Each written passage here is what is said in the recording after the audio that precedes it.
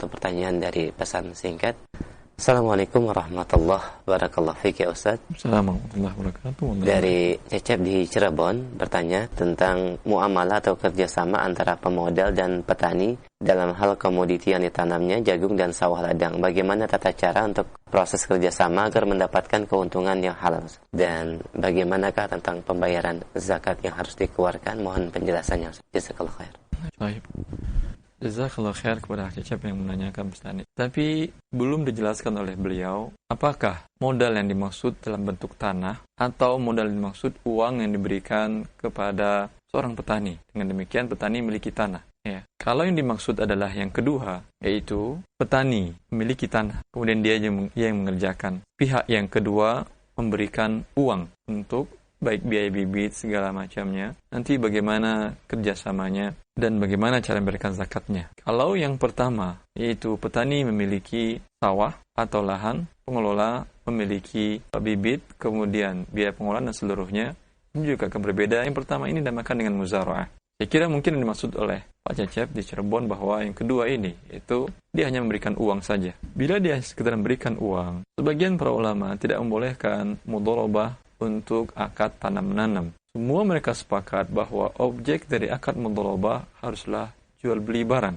Kalau untuk tanam-menanam sudah ada muzara'ah, musaqah, mukhawarah dan lain-lain akadnya. Tapi sebagian para ulama lebih luas memandang dalam hal ini dan merupakan ini mazhab Hanabilah. Apapun bentuknya, lagi ada modal dari salah satu pihak, kemudian ada kerja dari pihak yang lain, ini bisa masuk bagian dari musyarakah. Musyarakah dalam bentuk bisa walaupun namanya tidak mudharabah lagi, tapi bisa namanya berbentuk musyarakah. Si fulan ikut bersyarikat dalam usaha ini dalam bentuk uang yang diberikan. Si fulan ikut bersyarikat dalam usaha ini dalam bentuk kerja dan mengelola dan tanah yang dia miliki.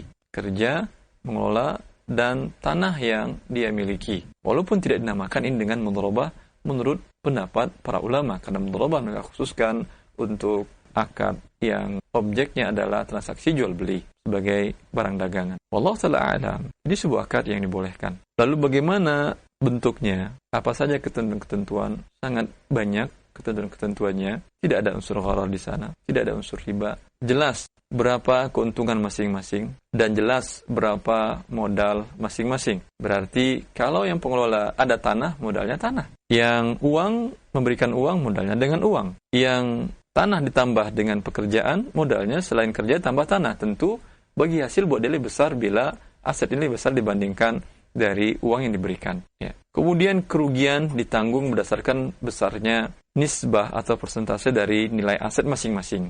Tenaga yang dikeluarkan oleh pengelola mungkin belum jelas. Nah, ini bisa ditentukan nanti belakangan. Ini tidak, insya Allah tidak bermasalah. Karena dengan jelasnya awal modal, ingin dijelaskan kerugian. Kerugian harus berdasarkan persen dari besarnya aset masing-masing. Tetapi keuntungan bisa disepakati sesuai dengan kesepakatan. Mengenai zakat, menurut pendapat yang terkuat di antara pendapat para ulama, zakat yang hanya dikeluarkan bersama yaitu untuk hewan yang digabungkan dan dikumpulkan satu tempatnya. Adapun bentuk musyarakah yang lain seperti mudharabah, zakat berdasarkan hak masing-masing. Tadi kan dari awal musyarakah tadi jelas berapa aset masing-masing. Dengan demikian dia digabungkan dengan aset yang lain. Kenapa para ulama tidak mengatakan dikeluarkan saja zakatnya semuanya? Kalau mereka setuju nggak masalah. Tapi hukum asalnya tidak. Karena bila si fulan memiliki aset dari usaha musyarakah tadi sebanyak 1/3, kalau dia tidak memiliki harta yang lain, ini belum sampai nisab yang harta dia, tidak ada kewajiban zakat. Tapi kalau dia ini belum sampai nisab, 1/3 dari asetnya yang musyarakah tadi, tapi dia memiliki uang, dia memiliki harta perniagaan yang bila digabungkan sampai nisab, kewajiban dia mengeluarkan zakat. Berbeda dengan hewan tadi, hewan tidak bisa digabung dengan uang untuk menggenapkan nisab, tidak bisa digabung dengan uang dan harta perniagaan. Kalau bentuk musyarakah ini bisa digabung dengan uang dan harta perniagaan. Maka dalam membayarkan zakatnya, wallahu ta'ala a'lam, kalau umpamanya mereka bersepakat semuanya untuk dikeluarkan sebelum dibagi, tidak masalah. Walaupun andai belum wajib bagi sebagian karena belum memenuhi nisab. Andai umpamanya mereka tidak mau dan mengatakan, dan ini hukum asalnya, zakat masing-masing kita yang membayar. Maka ini hukum asalnya. Tidak ada paksaan bagi pihak perusahaan untuk memaksanya kecuali ada peraturan dari pemerintah. Seperti di sebagian negara, Departemen Keuangan mereka menarik zakat dari sebuah perusahaan. Ya, yang wajib dilaporkan oleh perusahaan tersebut modal dan keuntungannya. kemudian sekian persen dari zakat tersebut, andai zakat 2,5%, sekian persennya harus diserahkan kepada Departemen Keuangan untuk melanjutkan izin usaha pada tahun kedepannya. Ya. Dan sekian persennya lagi bisa digunakan oleh perusahaan tersebut untuk sebagai mereka yang mengelolanya diberikan kepada asnaf yang 8. Ya, ini dibolehkan. Wallahu ta'ala. Baik, jazakallahu khair atas penjelasan dan jawabannya.